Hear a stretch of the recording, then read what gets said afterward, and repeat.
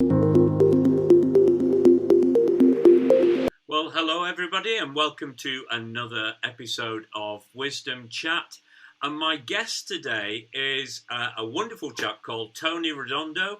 He's the founder of Cosmos Currency Exchange. Tony, so lovely to have you with us today, and thank you so much for giving of your time. Would you like just to introduce yourself to our listeners? Sure. Thank you very much for having me on, Phill. So, yeah, Tony Redondo. I'm founder director of Cosmos Currency Exchange. Basically, my whole working life has been in financial services. So I go back to prehistoric days of 1985, and which is a salient point, Phill, because it means that for the first sort of 15 years of my career, um, I was involved in the City of London in merchant banking, pre-computers and pre-internet. Well, yeah. And we can remember those days well, can't we, Tony? Absolutely, we certainly can. We certainly can.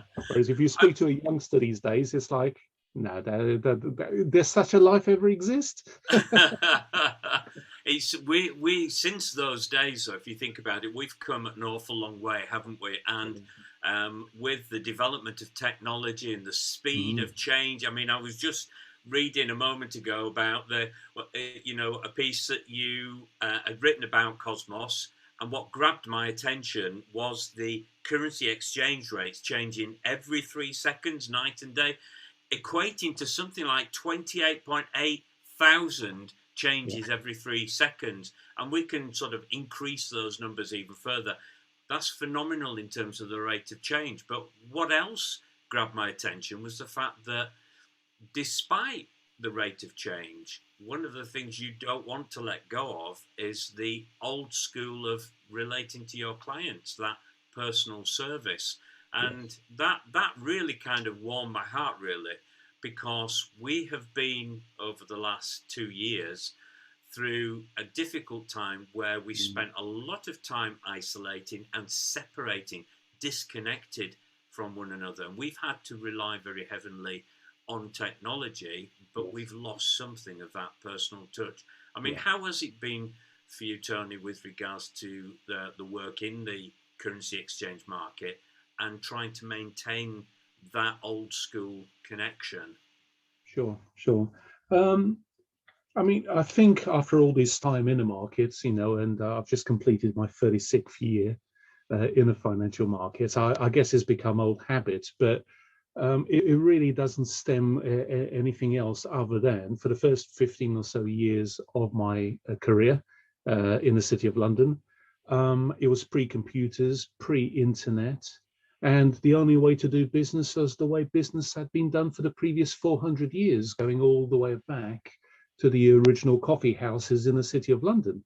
And that's meeting people face to face and going to their premises, going to a client's premises, the client's coming into you, and discussing whatever needed to be discussed. There might be the odd paper form to fill in, and you shook hands and got on with it. And that was the only way business was done. So that's the environment that I grew up in. And then computers started coming in, and then the internet started coming in. And then between 2000 and 2020, the various brokers and banks I worked for in those 20 years, Phill, I was always one of the oldest, if not the oldest, trader on the trading floor. And it was really interesting because anybody sort of under the age of sort of 30, 35, and trading tends to be a young man's game more often than not. So, you get a young bucks who want to be the next Wolf of Wall Street types. There's a lot of those in the industry, for good and for worse. And they don't know anything else other than the internet. So to them, chat boxes, artificial intelligence, press 1 for this, press 2 for that is just the way they've always done things. They don't know anything else. Whereas for somebody like myself and for you, we know a life beforehand, so we're kind of like comfortable with both ideas. We like the idea of what the technology does, but I think we've got a different attitude to it. Certainly, in plain language, we don't treat the technology as a god, we treat it as a tool to be used. Yeah, yeah, and that's it. That's a great point, is that because uh, when we think about, certainly in the present moment, the rate of change that's going on. We were talking about um, you know, the interest rate changing, the Bank of England's Mm, announcement with regards to the increase in the interest rate, the what the Americans are doing, mm, and also what's going on in terms of what Brexit has brought about, but also the conflict in the Ukraine. There's so many things happening, and when you yeah. add that together with the rate of activities going on now Mm, because of technology, that is phenomenal. But for some of our listeners who perhaps do trade abroad or have investments abroad, like properties, or actually sending money, for some who are in this country but sending money back home, yes. this is a very challenging and concerning time, really. I would imagine. I mean, what sort of things would you want to say to those people with regards to what's happening on the currency markets? The situation for clients in financial services, and especially dealing in foreign exchange, Phil, is not made easy because 99% of the market is online technology based answers only. And however clever the algorithm, you can't discuss anything with the algorithm. All you can do is ask a question. Yeah, There are four types of providers of foreign exchange in the market, Phil. There's the banks, which are purely reactive. You ask them a question, they give you the quote, you take it or leave it. It's as simple as that. It doesn't go beyond that these days. The yeah, days of bank managers like we used to know are long gone. yeah, Um, there's the online apps where, again, you log into the app, you go through security, you ask for a quote, you get it, you accept it, or you don't. yeah, The third option is there are so-called hybrid brokers out there who are technology-led, but also employ human beings. mm, But the problem is that, like all these things, the devil's in the detail. When you look in the detail, when you scratch underneath the surface, what you realize is the people that are employed by those brokers are not currency experts, they're not bankers, they're salespeople reading off a script. And the problem with that is we both know that every human being's circumstances and attitudes is completely unique to them. yeah, So it's almost guaranteed that they're going to ask a question that's not on the script, which sometimes yeah, leads to problems. yeah, So, certainly does. and working in that environment for those number of years, I never came across a client who said to me, "I don't want to talk to you. I'd rather self-service, on the platform." If they were given a choice of dealing with another human being, they always took it. And Yeah, so that kind of like resonated with me all the time. And then the market went to a point where there was hardly anybody left who knew about life before computers and the internet and was comfortable. And then it was a very simple thing. I was still employed. It was the works Christmas party in 2019. We were in a pub. It was early December. It's a group of about, I don't know, 16, 18 of us, however many there were. And there were two tables next to us.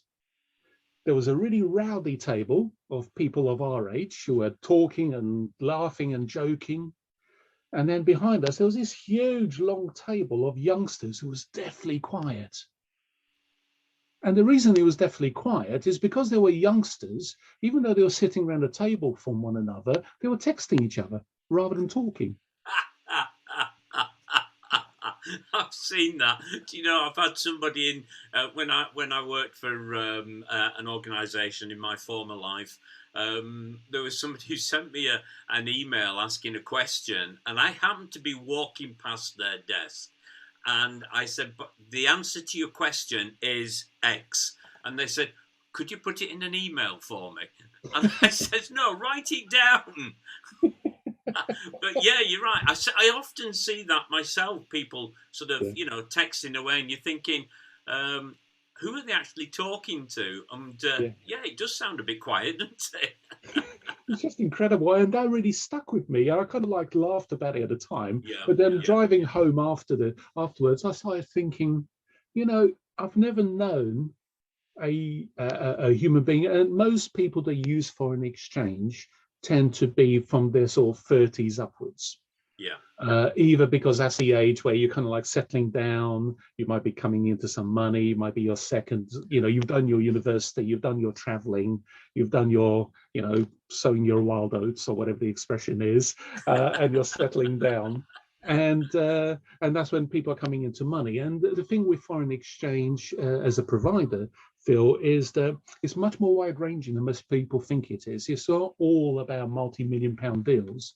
It can be, and often is, but it can also, most of my trading for clients in December is sending Christmas money abroad to family members. Because when you're sending £500 down to, a grandchild in Australia, if you go through the banks or a Western Union or an app, they're going to take 4, 6, 8% off you, which is ridiculous because the process is exactly the same regardless of the amount. Yeah. So by keeping it tight means that the grandchild gets a lot more Australian dollars for the same amount of sterling.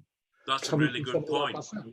Yeah, that's a really good point, is that, Tony? Because often we've got that saying, you don't know what you don't know. And until somebody tells you these facilities are available where you can avoid pitfalls like that, then you tend to sort of fall into those same things unless you've been able to find or know where to find this information that allows you to retain or ensure the recipient retains the bulk of what is actually sent to them. So, And then it's knowing about having a lot of technical knowledge about the banking system. So, for example, you mentioned Brexit earlier, Phill. Yeah. The global payment system, which has been in the news for once because Russia has been excluded from it, it's called SWIFT. Yeah. And that's how the majority of currency transfers get done. That's the mechanism, the delivery mechanism to send the euros to Spain or to Italy or wherever they happen to be going. And bear in mind, we're talking about a huge industry. First of all, it's the only financial industry that's open 24/7. Right. The stock market's not, the commodity markets are not, the foreign exchange market is. And just to give you some perspective, on an average daily basis, the foreign exchange market turns over, I kid you not, $6.6 trillion a day. So it's huge amount of transactions. Yeah. But one of the things that I noticed straight away come the 1st of February 2021, the day after we officially left the European Union and Brexit was done, is that I did a trade on that 1st of February to a lady client of mine that I've known for years. She runs a rescue dog center in Spain.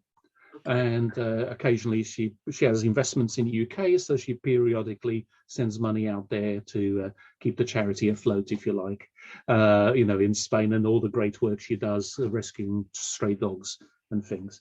And then she phoned me up, and I have always said to clients, I like things to keep things simple. I like things very transparent. It's like the old advert, it says it on a tin. So when I quote you a rate, it's all inclusive. There's no, oh, by the way, I forgot to mention that fee and that charge and that cost. There's none of that nonsense. It is what it is. And that's how I like things done, because that's the way I like to be treated. And she phoned me up and said, oh, you've started charging transfer fees. And I said, no. What do you say? Oh, because I never received 10,000 euros. I received 9,962 or whatever it was. And I said, well, that's very strange. So I went back to my banking team. We got a proof of payment. It showed that we sent out £10,000. And then I asked them to send an urgent SWIFT message to the Spanish bank inquiring. And the message came back a few days later to say, oh, post-Brexit, because you've sent it via a global payment system, we're going to start charging lending fees because the UK is now outside of the European Union. Oh, right.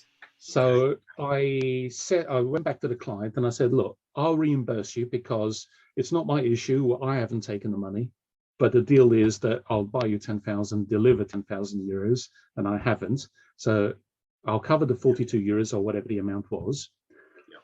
But I've got a new solution for you because the European Union has its own payment system, which is called SEPA, Right. SCPA. And if you use that, then there are no landing fees, there are no receiving fees. Yeah. So it's having that local knowledge that only comes from experience to know Yes, that yeah. if you are sending monies to Yeah, a client from the UK to the European Union, don't use SWIFT, use SEPA, because then the client gets the full amount and the bank doesn't take a delivery charge. That's a really interesting point, and it takes you back as well to why that personal service and that human Exactly. interaction is so vitally important in your work. I've got a past experience. It just came to mind. I worked for a company many years ago that looked at importing products a year in advance. So they would be looking at things like designs. This particular product was interior landscaping. And Okay. Christmas time is one of those times where there's an awful lot that happens in terms of Christmas decorations, from Christmas trees and all the baubles and everything. And people perhaps don't realise that these things are actually designed well over a year before they come out on the market. So what they do is these things were at the time being designed over in places like China, in Hong Kong, in Kowloon, in part of Hong Kong, and factories over there.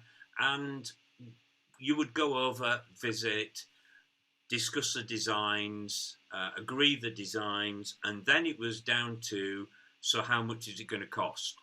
And you would agree the cost based on an exchange rate of that time. But what you had to do was then anticipate a year hence what might the interest rate or the exchange rate, be at that point in time. And I used to sit and listen to my managing director, who was the one who often would go and make these or have these discussions. And he really had to be on the ball in terms of what he thought would be the exchange rate at that time, so that the organisation itself that we worked for didn't lose out. Absolutely. But that is a challenging thing, because what you've just described there in terms of that particular client was a more immediate matter. And immediate changes, in this case coming out of Brexit, and what impact that had on them now charging fees through SWIFT, and then discovering that you could use SEPA to actually reduce the costs. But how would you deal with that with something so long term? And some people are going to be thinking, okay, I've got a property over abroad, it's longer term. I've got to kind of anticipate the cost of perhaps developing that, bring it up to spec, for those that do that, or holidays abroad or whatever.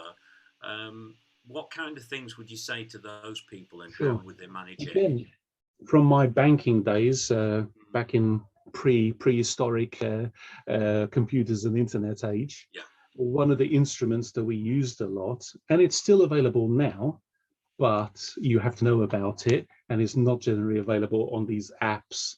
And most branch-based bankers don't even know it exists, but it does exist still. They're called forward contracts, Phill. And with a forward contract, you can fix the exchange rate depending on your provider. Mine is up to 18 months ahead. Most are sort of 12 months ahead, but I've got an 18-month spread on mine. And you can fix the exchange rate whether you're buying currency or selling currency. You can fix the exchange rate up to 18 months ahead in return for a 10% deposit. Okay. So that you don't have to let go. It doesn't cripple your cash flow because you only have to pay a 10% deposit to secure it. Yeah.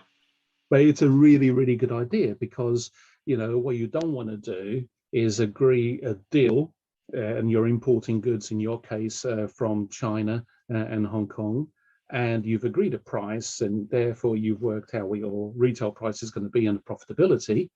Yep. And then in the following 6 months, exchange rates go in the complete opposite way.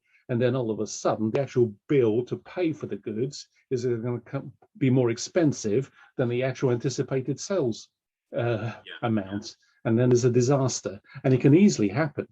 If anything, the problem is actually getting worse now, Phill, because, you know, pre-2000, in rough rule of thumb measurements, Phill, pre-2000, if the markets moved 1% a week, it would be a big week in the markets.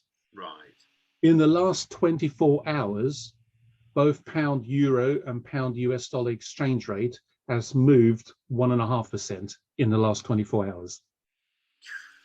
So that's how volatile the markets are at the moment, for the very reasons that you explained. You've got Brexit, you've got interest rates going up in the UK and the USA, two of the major financial centers in the world.